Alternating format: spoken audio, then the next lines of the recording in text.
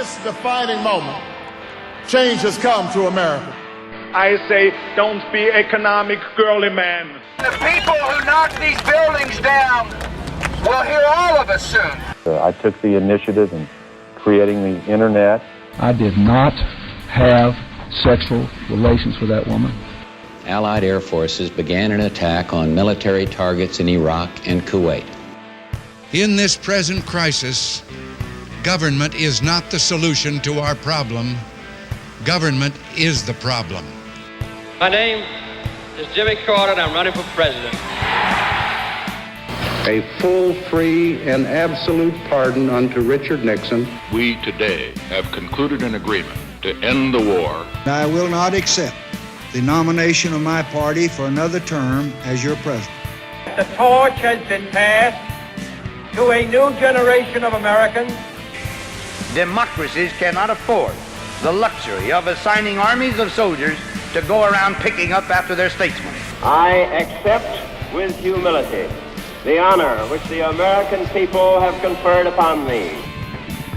December 7th, 1941, a date which will live in infamy. That the only thing we have to fear is fear itself.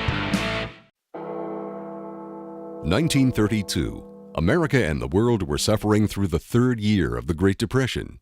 Voters, hungry for hope and change, swept Democrat Franklin Delano Roosevelt into the presidency, setting the stage for a dramatic expansion of the federal government. That same year, in Los Angeles, Ed Shattuck, a Republican candidate for Congress, and Robert Craig, campaign manager for Shattuck's opponent, crossed paths during a tumultuous campaign. Following the election, they met at the Paris Inn restaurant in Los Angeles and began mapping out their strategy for what would become the California Republican Assembly. On July 12, 1935, the CRA was formally incorporated and set on a path to make history. The first decade was a formative period for CRA as Craig and Shattuck worked to build a statewide precinct organization and influence every facet of Republican activity. By 1940, when presidential candidate Thomas Dewey spoke before a crowd of 18,000 at a CRA event at the Hollywood Bowl, it was clear the California Republican Assembly was beginning to make its mark. The following year, CRA endorsed Attorney General Earl Warren for governor, and he was elected in 1942. As World War II raged on, and with President Roosevelt in his third term, nationally the Republican Party was struggling to regain a foothold. But in California, Republicans flourished because the CRA had become a formidable political force. In 1946, CRA endorsed a young candidate for Congress named Richard Nixon. Nixon won his election in '46 and again in '48.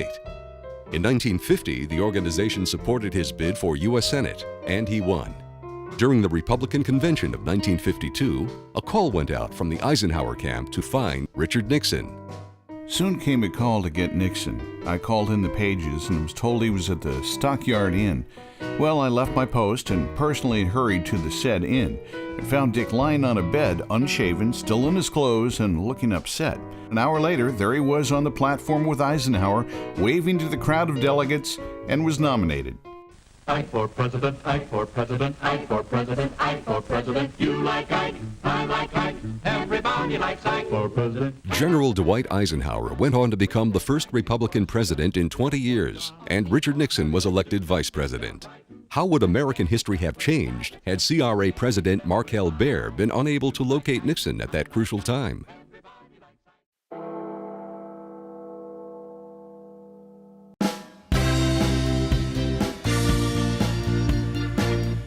In the 1960s, the world was a changing place, and the California Republican Assembly would soon face the greatest philosophical and structural changes in the 30 years since its founding. While CRA continued to support Nixon during his 1960 campaign for president, and then again in his campaign to become governor of California, rifts in the organization were being felt. The CRA wasn't always a conservative organization. In fact, in its early years, it was actually liberal, even progressive for the Republicans.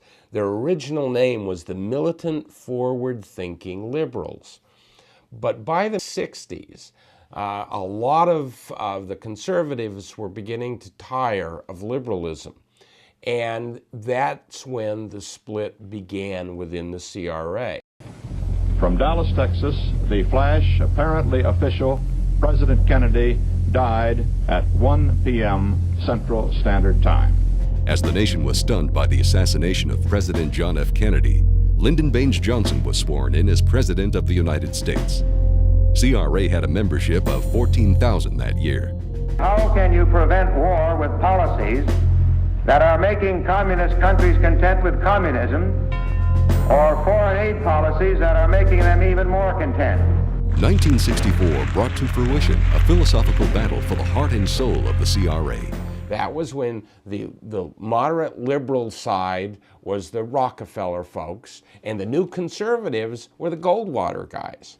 And so that year in the convention, there was a lot of maneuvering and things, and the conservatives wanted to override the 2/3 rule to try and get an endorsement for Goldwater by a simple majority, and actually took on the president of the organization to try and do it. Finally, it got so bad that the Rockefeller people left, walked out.